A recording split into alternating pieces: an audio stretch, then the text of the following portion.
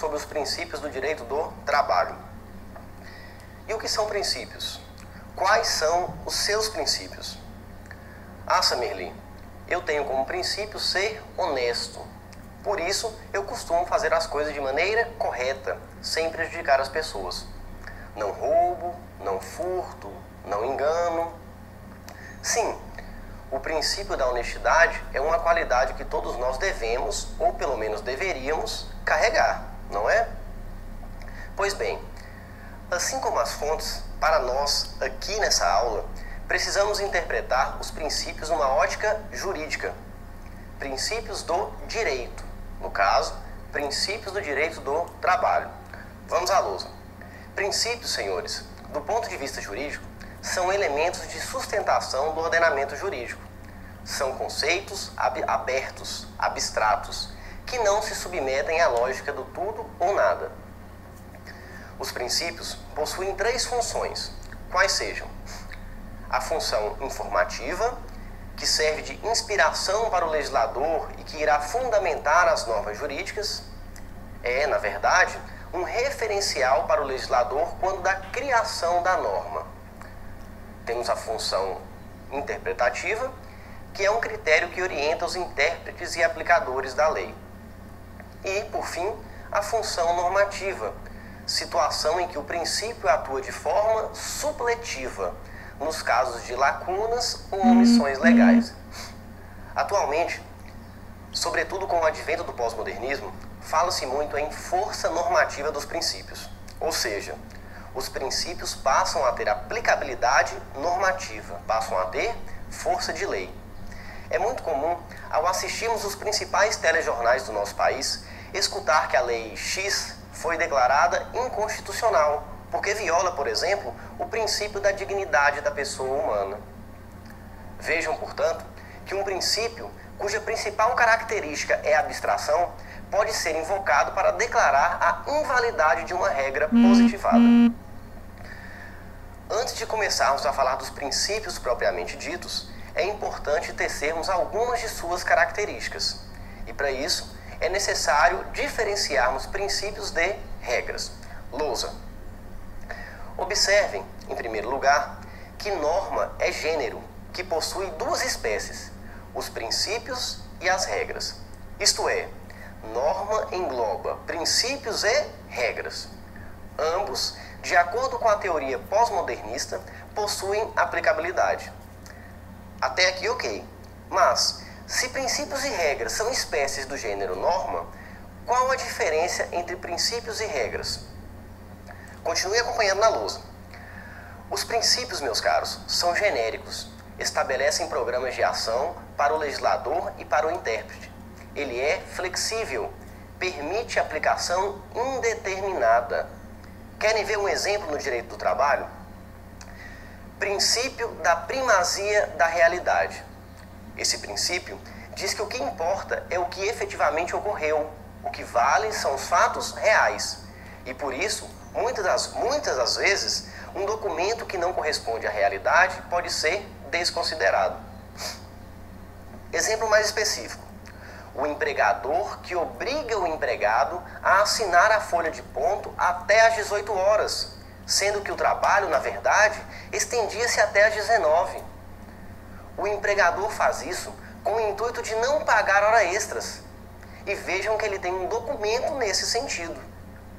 Nada impede, porém, que o trabalhador, à luz do princípio da primazia da realidade, venha solicitar horas extras e comprove que o conteúdo do documento não foi o que efetivamente ocorreu.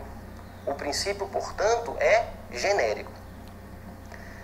Já as regras, por sua vez, são formuladas para serem aplicadas a uma situação especificada, impõe, permite ou proíbe algo. As regras se submetem à lógica do tudo ou nada, ou seja, ou é aplicada ou não é. Exemplo, atualmente, a limitação da duração do trabalho ordinário é de 44 horas por semana.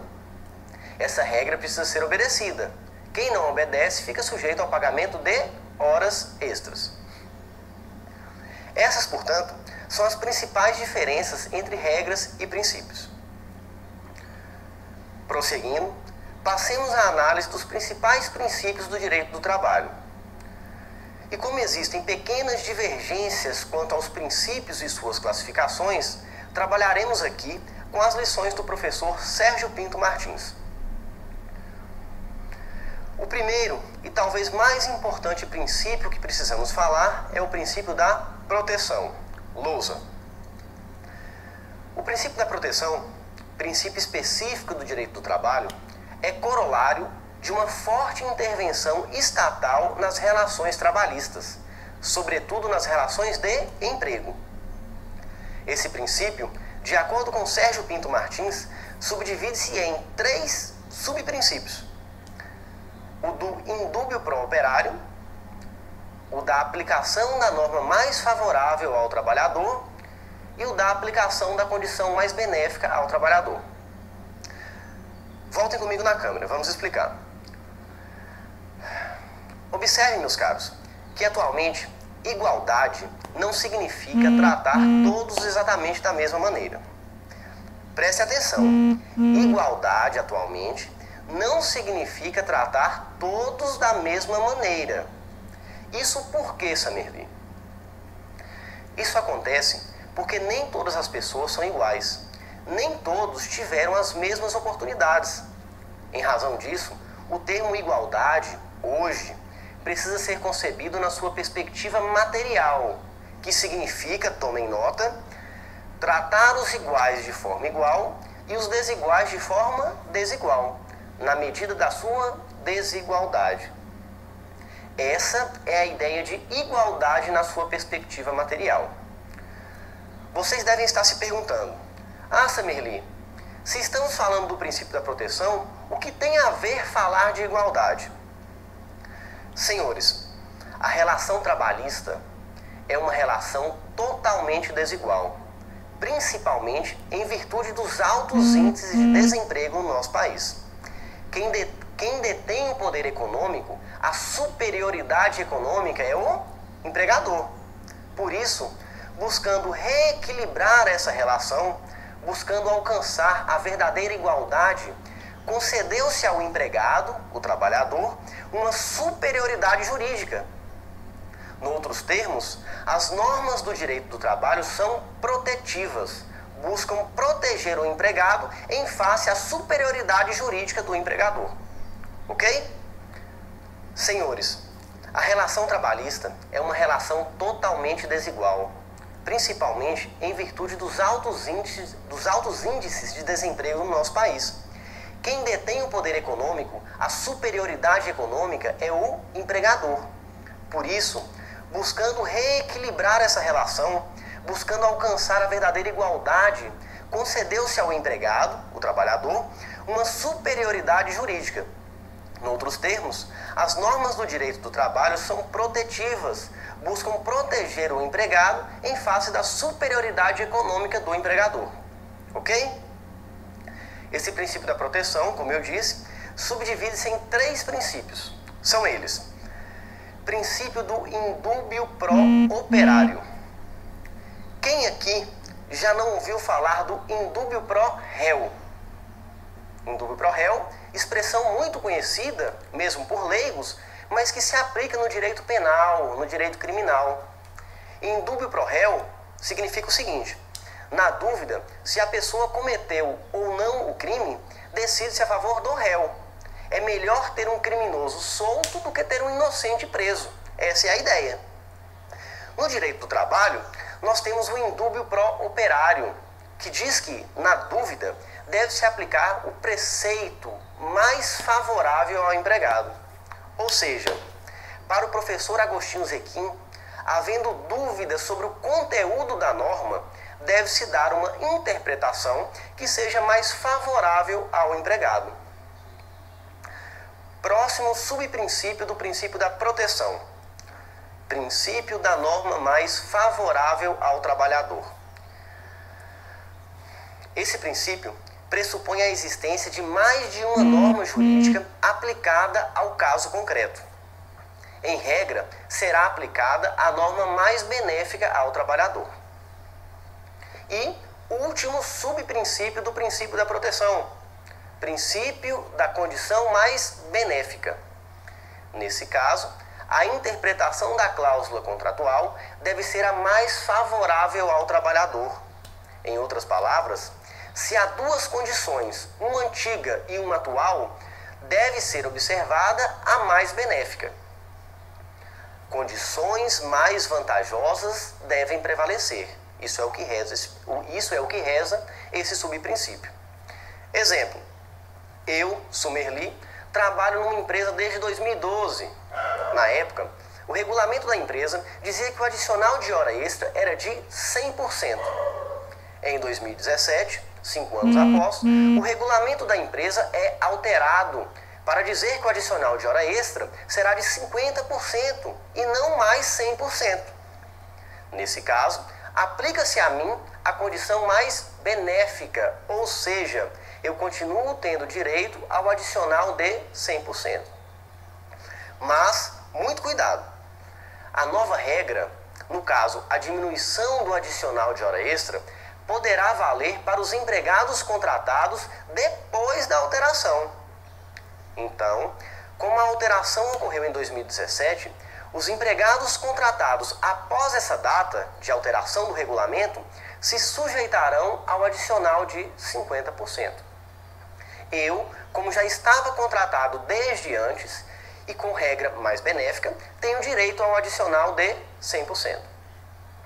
E aí, os senhores podem estar se perguntando, mas Sumerli, é isso mesmo? Empregados de uma mesma empresa tendo tratamentos diferenciados? Pode isso? Meus queridos, as nossas aulas são cuidadosamente preparadas com base na mais atualizada doutrina. Utilizamos, além do conhecimento construído nos últimos 10 anos de trabalho na área, pelo menos 4 doutrinas de referência. Porém, para que os senhores fiquem mais tranquilos e de fato confiem no conteúdo das nossas aulas, vejam o que diz o item 1 da súmula 51 do Tribunal Superior do Trabalho, lousa.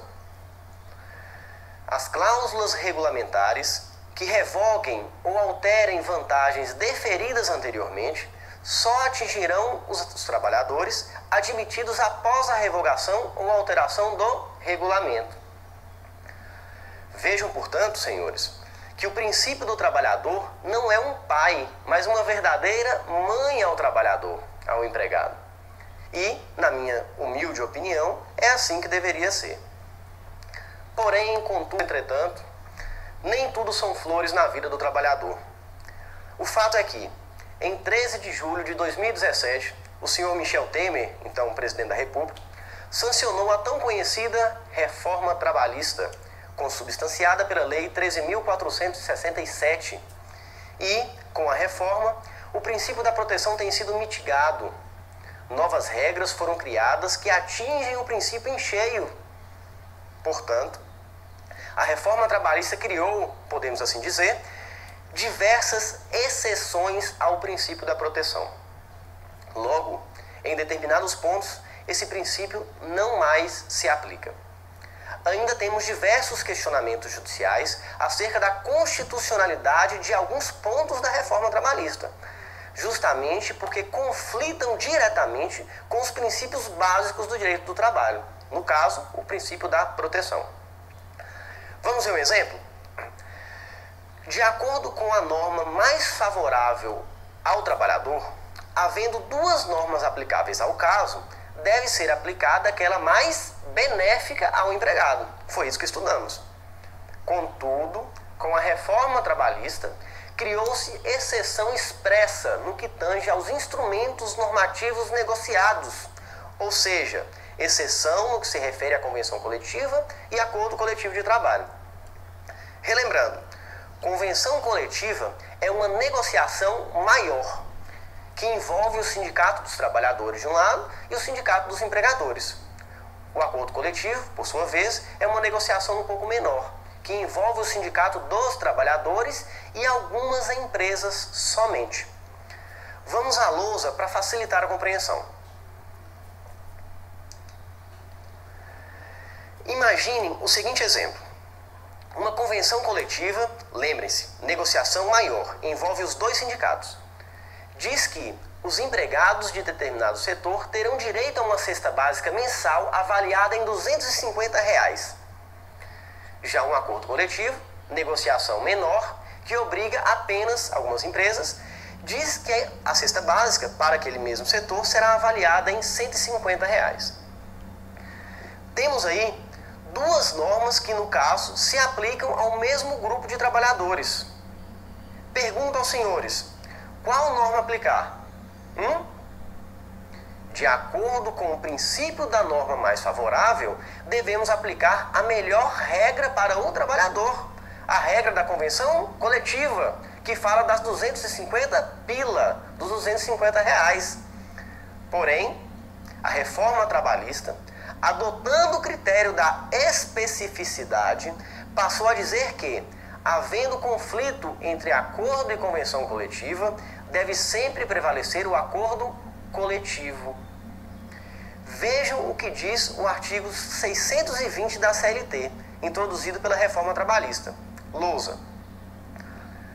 As condições estabelecidas em acordo coletivo de trabalho sempre prevalecerão sobre as estipuladas em convenção coletiva de trabalho.